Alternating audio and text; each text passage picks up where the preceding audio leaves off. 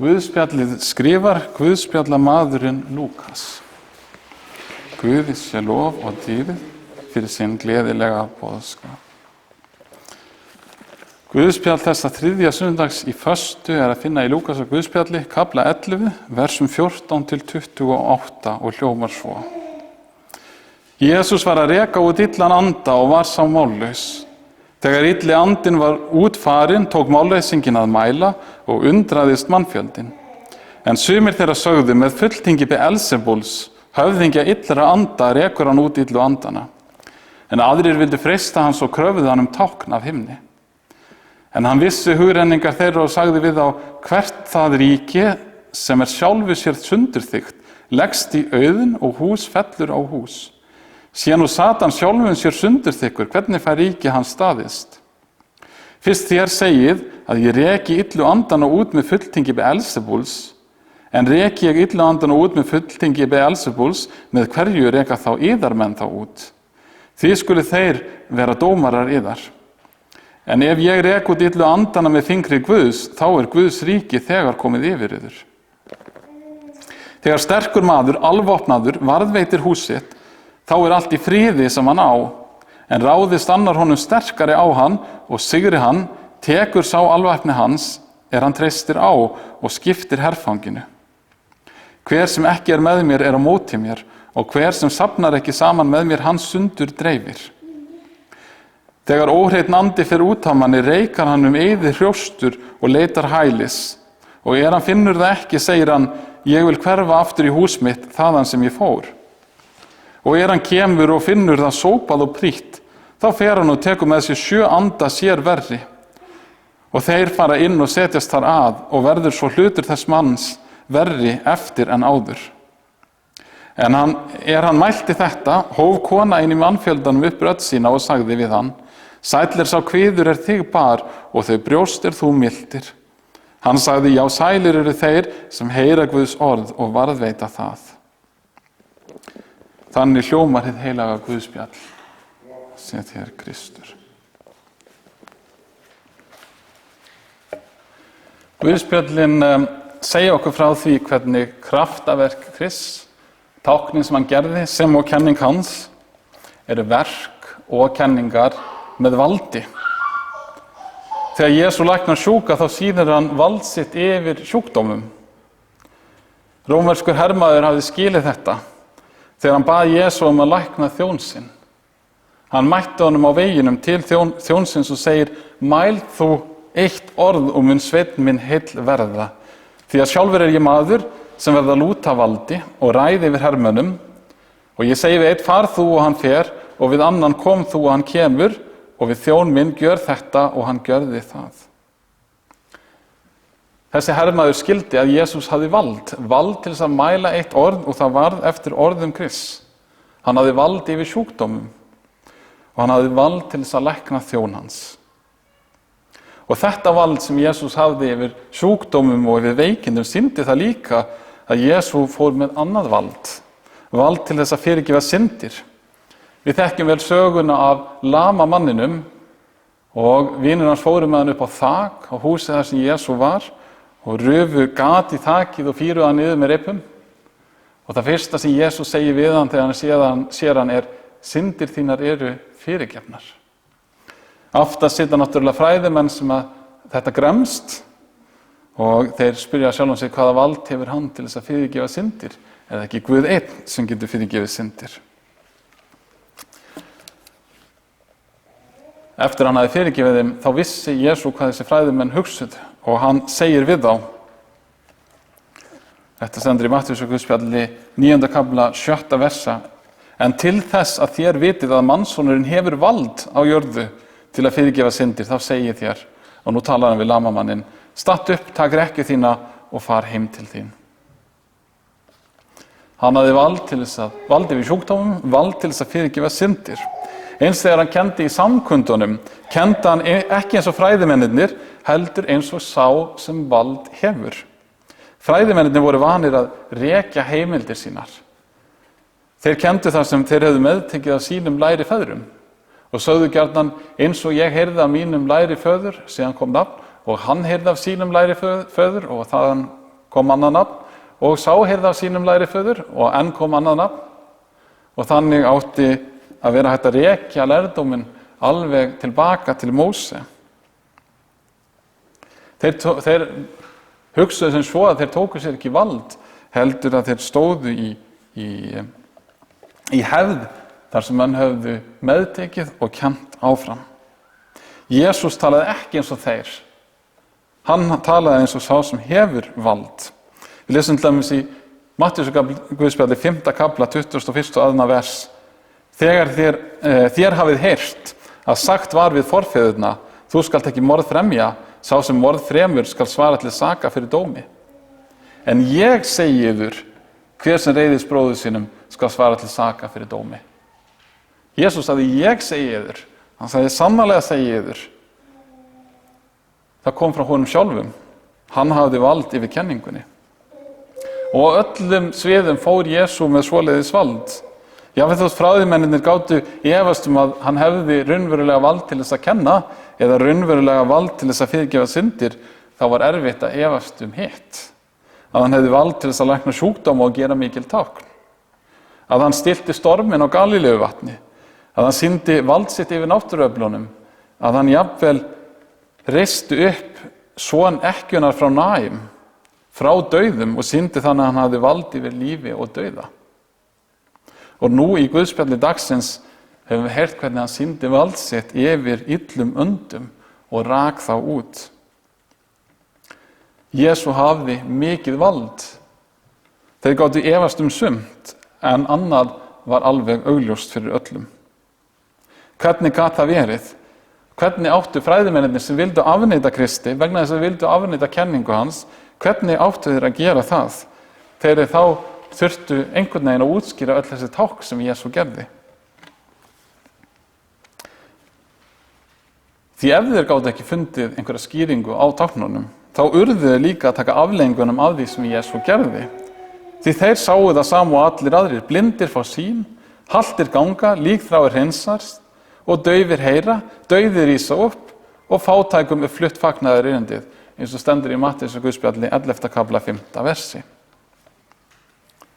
Allt þetta benti til þess að Jesús var sá sem koma átti.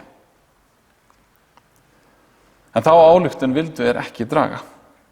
Og rétt eins og margir á okkar tímum vilja ekki draga þá ályktun, heldur vilja afneita Kristi og vilja ekkert hann heyra. En hvernig áttu þeir þá að fara að? Þessi sem vildu afneita honum. Einhverjum datt skýring í hug. Kannski þetta vald alls ekki frá Guði. Valdið óneitanlegt, en það getur komið annars staðar frá, hugsaðu þeir. Það ekki sennilegra að þetta vald sé komið frá myrkrahöfðingjónum sjálfum, frá Beelzebúl. Og þegar Jesú nú læknar mann með óhreinan anda og rekur út andan, þannig að maðurinn sem var mállaus er nú tekinn að tala, þá láta þeir skoðun sína í ljósi. Þannig lásum við áðan, en sumir þeirra sögðu með fulltingi Beelzebúls, höfðingja illra anda rekur hann út illu andana. Fræðimennirnir kalla hér hann sem góður hann kallaði þeir illan. Og síðan ganga þeir jafnvel ennþá lengra og segja að Jesús sé Beelzebúl, tala með berum orðum. Þeir kalla hinn eina sem raunverulega góður með nafni hins illa með óvinarins sjálfs. Varla hægt að afneita Kristi með skýrari orðum en þeir gerðu. Jafnvel þótt að hefði varla verið nauðsynlegt fyrir þeim. Því í svari sínu segi Jesú nefnilega, hver sem ekki með mér á móti mér, og hver sem safnar ekki saman með mér, hann sundur dreifir. Það þarf ekki afneita honum með svona berum orðum til þess að afneita honum. Það þarf bara að vera ekki með honum. Farísearnir voru á móti og þeir gerðu sannarlega þess að þeir gátu til þess að dreifa mannfundanum burtu frá honum, eins og hann segir, sá sem ekki með mér, ekki safnar með mér, hann sundur dreifir. Þeir unnu gegn Kristi. Engin þjónn getur þjónað tveimur herrum. Engin hermaður getur barist fyrir báðum herjum í stríði. Engin getur verið bæði með Kristi og á móti honum, og sá sem ekki með, hann á móti.